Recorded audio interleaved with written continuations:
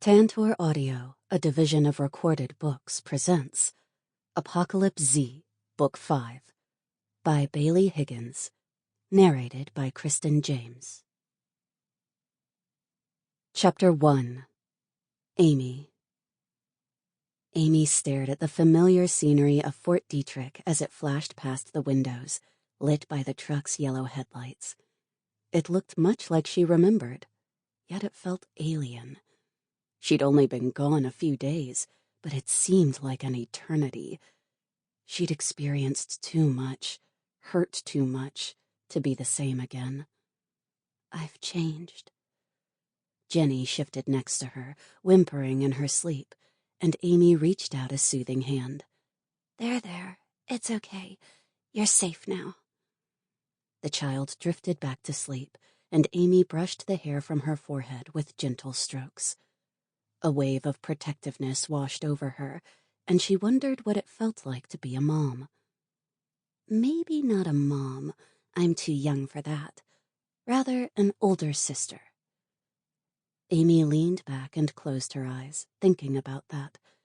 It would be nice to have a younger sister. Besides, where else could Jenny go? Her parents were dead, and who knew if she had more family? She can stay with us. I'll look after her. The thought was a pleasant one, but it didn't last long.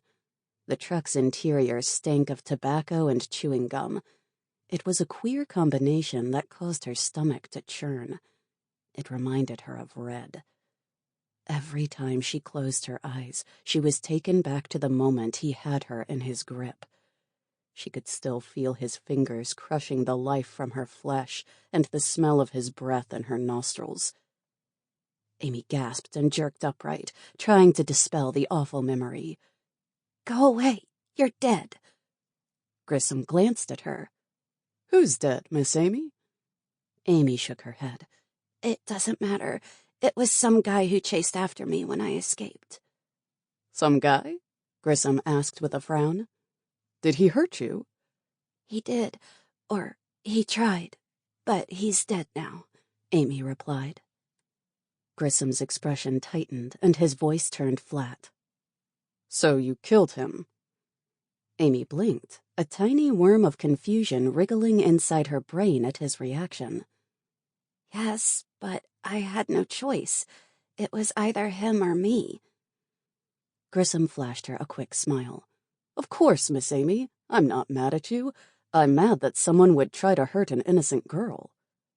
Oh, okay, Amy replied, her tense muscles relaxing a bit.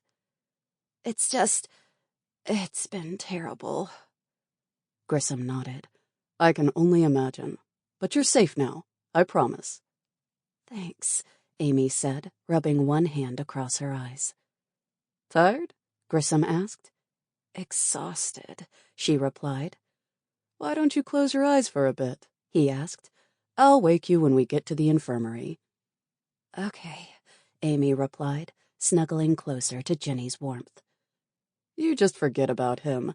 A man like that isn't worth thinking about, Grissom added. Besides, it'll all be over soon. With that thought in mind, Amy closed her eyes and drifted into a deep sleep. Grissom was right. She was safe now. She had nothing to worry about anymore. 20 minutes later, Amy was woken up by a gentle shake. It was Grissom.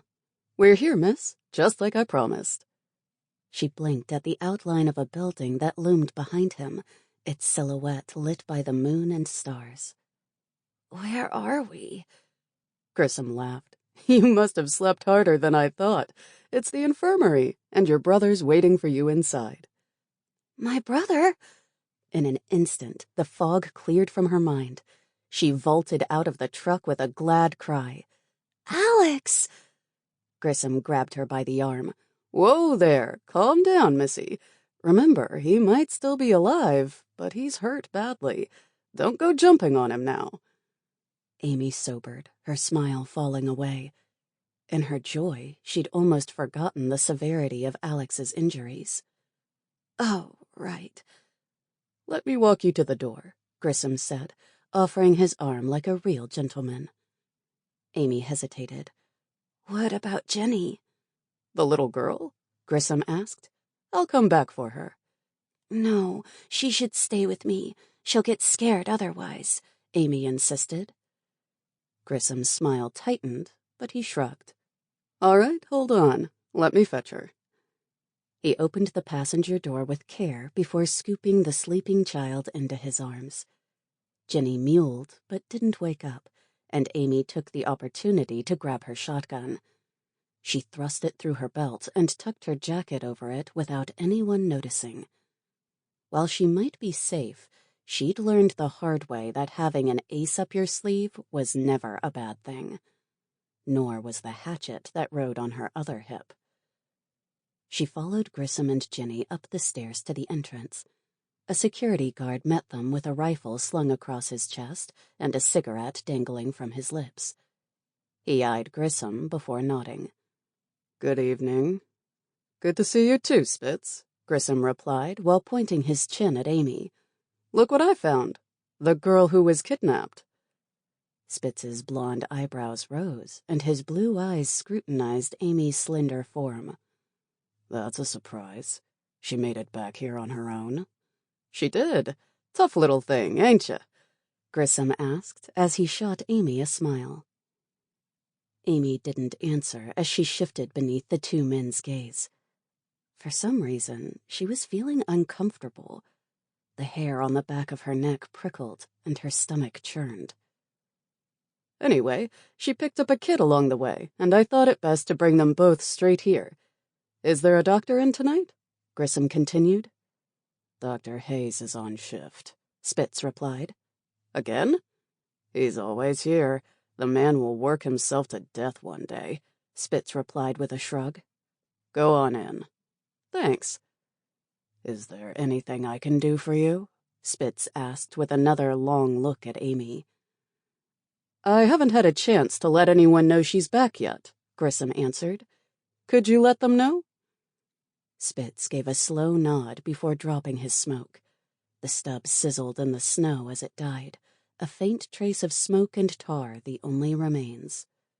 "Yeah, I'll let them know. I'll let everyone know."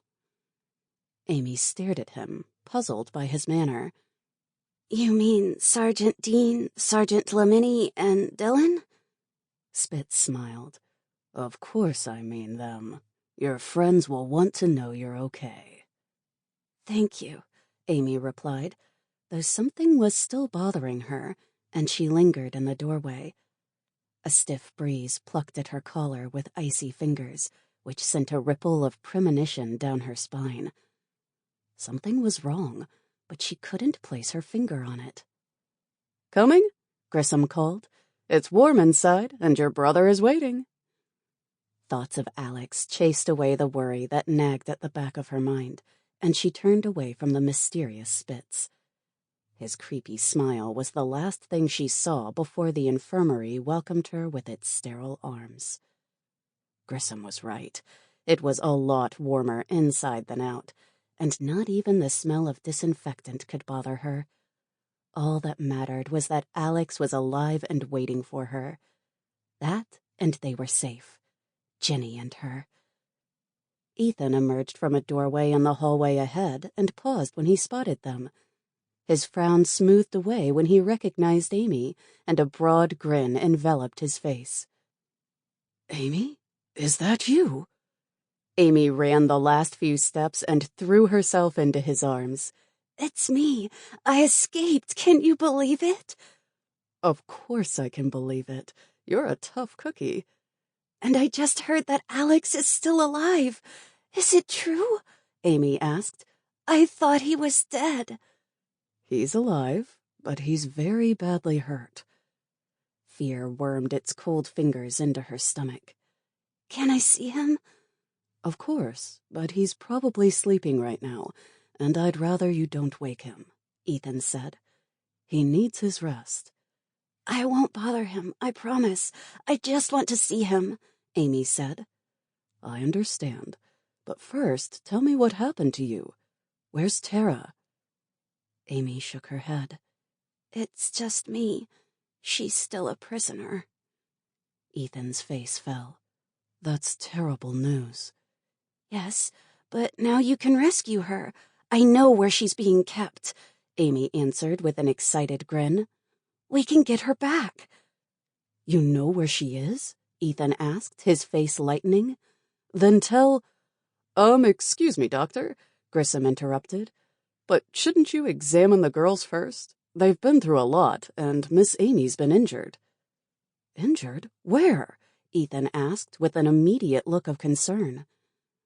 A man tried to strangle me, Amy replied, tipping back her head as Ethan examined the bruises around her throat.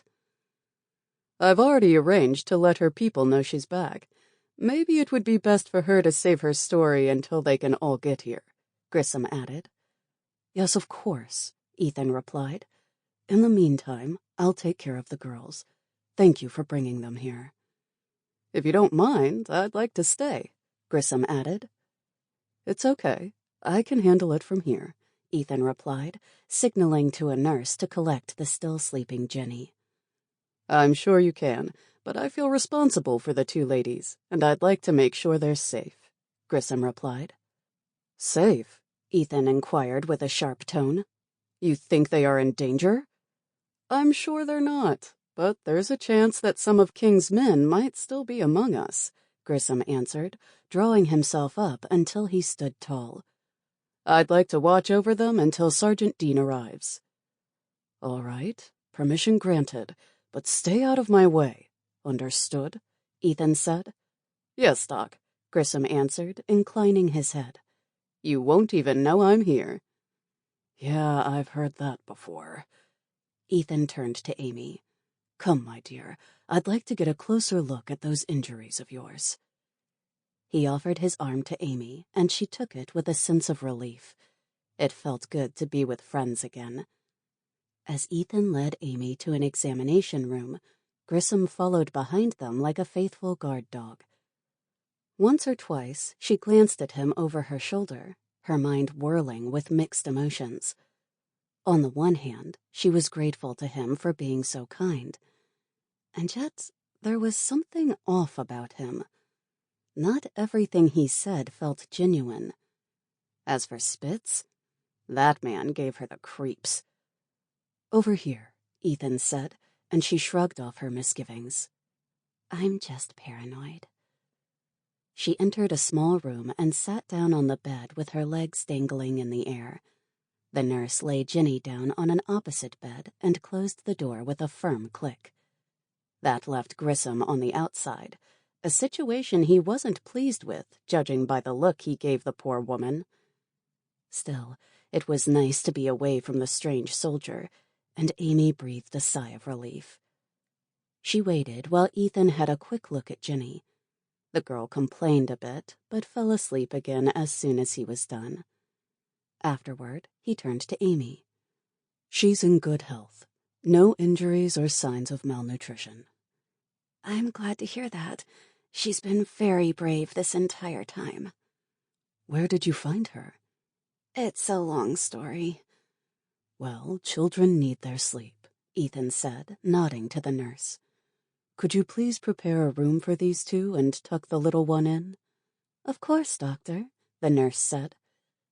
I'd rather she stay with me, Amy added. She'll be scared if she wakes up alone. All right, but you mustn't keep her up long. Sleep is the best thing for her now, Ethan said, tucking a blanket around Jenny's face. He turned to Amy. Right, now it's your turn. As usual, his manner was warm and efficient, and he gave her a thorough checkup. At the same time, he quizzed her on her injuries.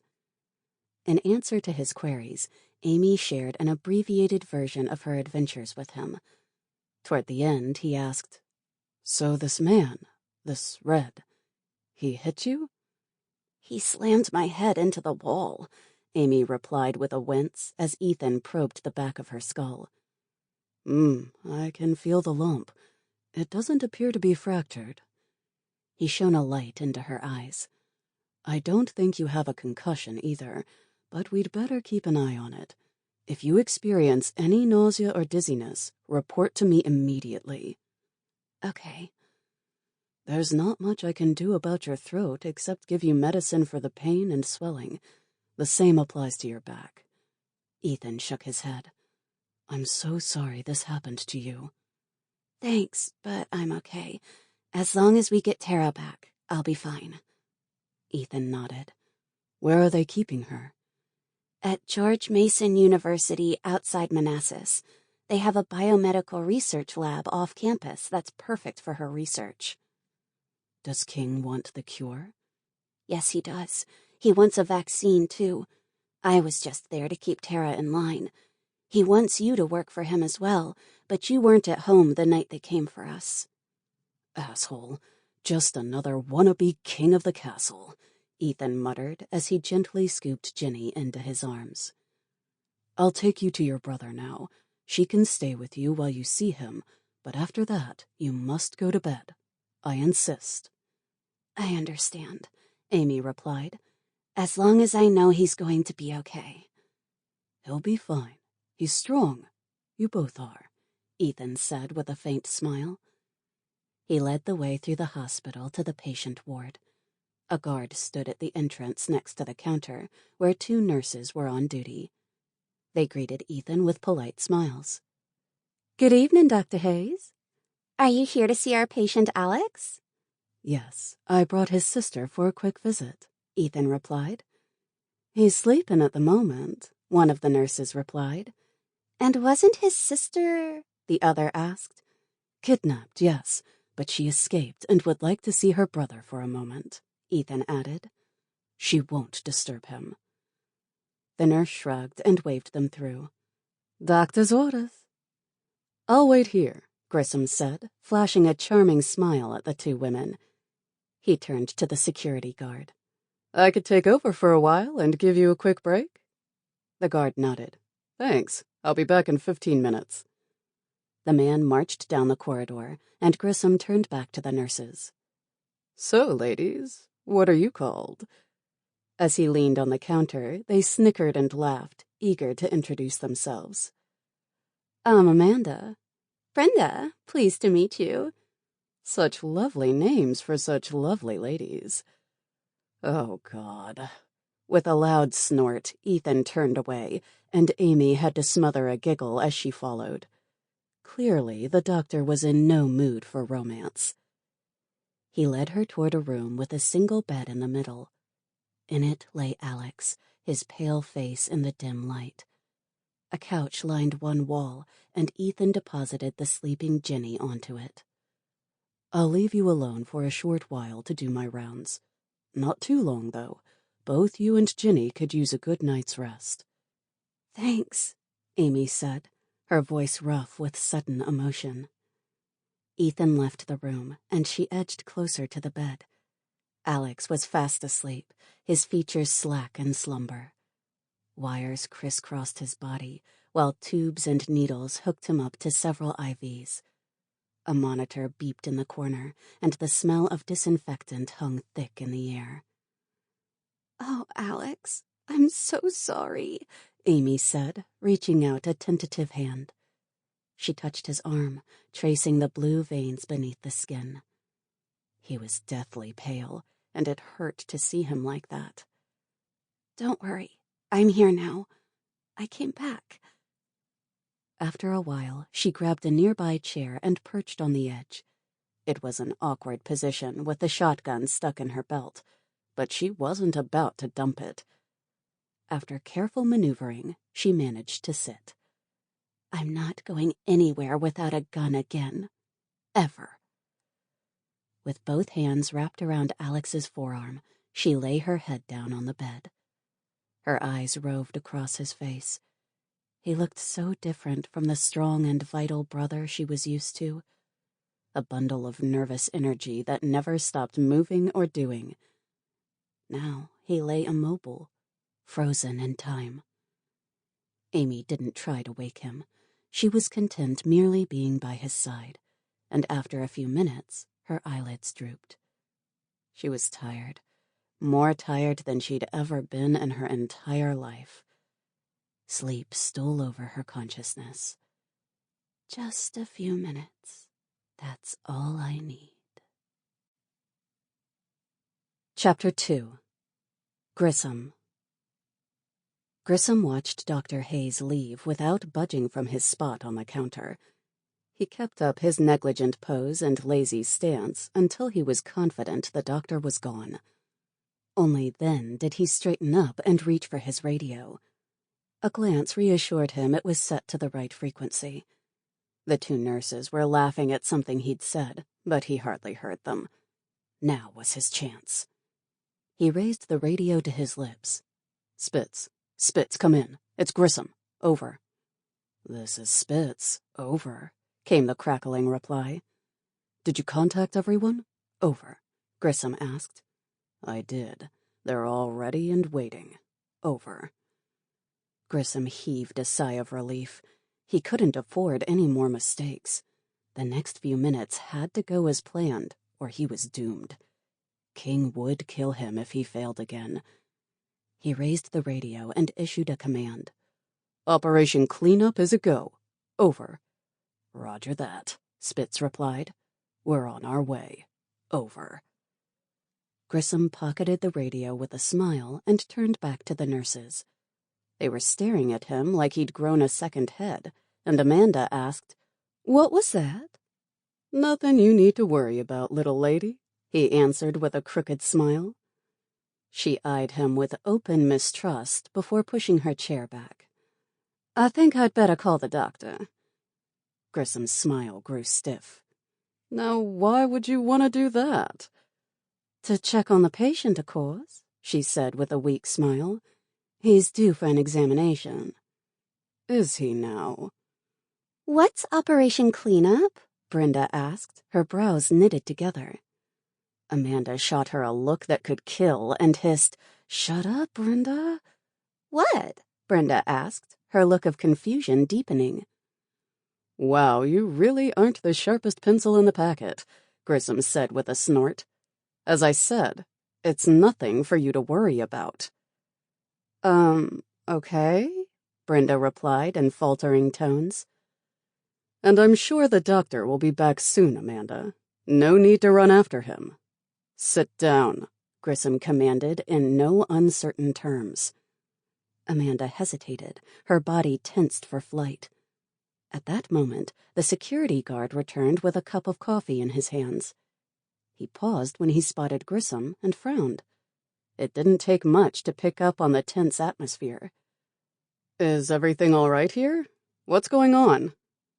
With a sigh, Grissom swung the barrel of his carbine up until it pointed at the guard. With a flick of the thumb, he set it to semi-automatic, and his finger settled on the trigger. I guess we're doing this now. The guard sputtered. Are you crazy? Don't point that thing at me. No, I'm not crazy, but I am dangerous, so I suggest you do as I say. First of all, not another peep out of any of you. Got that? Grissom said with a pointed look at each of his captives, the gun unwavering in its intensity. The two nurses were frozen in fear, their eyes wide at the sight of the barrel that swung their way. Brenda's mouth opened as if to scream, but Amanda shook her head. Brenda, no. Do as he says. Brenda pressed her lips together and nodded. Mm-hmm. Excellent, Grissom said before turning back to the guard. Now I want you to drop your guns to the floor and kick them to me. After that, you're going to tie up the ladies with that roll of tape on the desk. The guard obeyed with reluctance, first disarming himself before tying up the two women. You're not going to get away with this, he said as he placed the roll of tape back onto the table. Oh, but I am, Grissom replied, taking a swing at the guard's temple with the stock of his gun. The butt connected hard, and the soldier crumpled to the ground without a sound. Working fast, he tied the man's hands behind his back and secured his feet. A final strip across the lips ensured silence, and he stood back with a satisfied grunt. There, that should hold you. The next moment, Spitz and the two others marched into the room, bristling with guns and confidence. Are we late to the party? I wouldn't say that, Grissom said. I'm just getting started." "Where is Dr. Hayes?" Spitz asked. "He left a few minutes ago," Grissom replied. "No loose ends, remember?" Spitz said, his gaze running from the frightened women to the unconscious guard. "I know, but King wants him alive," Grissom said. "Only if he's not a liability. What if the girl told him where King's base is, and he tells everyone?" "She couldn't have. I was with them the whole time," Grissom protested. "Were you?" Grissom paused, remembering the door that shut in his face during Amy and Ginny's examinations. "Most of the time." "That sounds to me like a no," Spitz said in low tones. "The doctor dies. Agreed?" "Agreed," Grissom answered, not happy with the direction things were taking. He'd hoped for a minimum body count, and hadn't reckoned on the 2 women being around. Nor had he wanted Dr. Hayes to die either. The man was the best surgeon they had. "I see we have company," Spitz declared, smiling at the women trussed up on the floor behind the counter. The guard lay by their feet, still unconscious. Amanda closed her eyes while Brenda began to cry. It was apparent Spitz intended to kill them both along with the guard. Grissom looked away, a tiny seed of guilt sprouting inside his heart. This wasn't what he'd signed up for when he'd joined the army. Killing women and unarmed men wasn't his idea of sport. Still, he didn't have much of a choice. He'd thrown in his lot with King, and there was no going back. No loose ends. "Where are the girl and her brother?" Spitz asked. "It's down that corridor," Grissom said, pointing the way. "Did you bring the weapons?" "We did," Spitz replied, and they each slung their rifles onto their backs. He gestured to the other 2 soldiers with him, and they fished out 4 Berettas equipped with silencers. Once Grissom had his, he checked the load before tucking it into his waistband. While the silencers didn't work like in the movies, it would stifle the worst of the noise. Even so, it was a last resort. Next, he pulled out his hunting knife and checked the edge. A drop of blood beaded on the surface of his thumb. Razor sharp. "You know the drill. We do this quickly and quietly, in and out. Don't draw attention to yourself, and use the service exit to return to your posts as normal," Grissom said. "We can't afford to get caught." "We're ready," Spitz said. He turned to the other 2 soldiers with him. "Ham, you watch this lot and keep an eye out for anybody else that might stumble upon us, including the doctor." "Why not kill them now?" Ham asked, his jaw as square as his shoulders. What he lacked in brains, he made up for in brawn. Brenda burst into tears at the words, and Grissom tried his best to block out the pitiful sounds. "If the situation goes south, we might need hostages. We'll leave them for last." "Smart," Ham said, his eyes the same dull gray as granite. "Jerry, you're with us," Spitz added, turning to the 4th soldier. "Sure thing," Jerry said with a shy duck of his head. His coppery curls glinted in the light, and a spray of freckles gave him an innocent look he didn't deserve.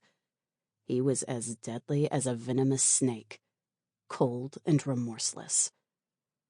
Together, the 4 men were the last remaining soldiers loyal to King. An ace up his sleeve, a weapon to be wielded when least expected. They were also the worst of the worst, and Grissom often wondered how he'd ended up with them. "Bad choices and circumstance," he mused as he led the way toward Alex's room. He paused inside the entrance to survey the scene. On the bed, fighting for his life, lay the young man he knew only as Alex. He didn't know why King wanted the boy dead, but he guessed it was something minor. The mere fact that he was associated with Sergeant Dean and Lameni was enough to earn him a death sentence. Next, he looked at Amy, fast asleep on her brother's arm. She was a feisty little thing, strong for her size and gutsy, He admired that. Sample complete. Ready to continue?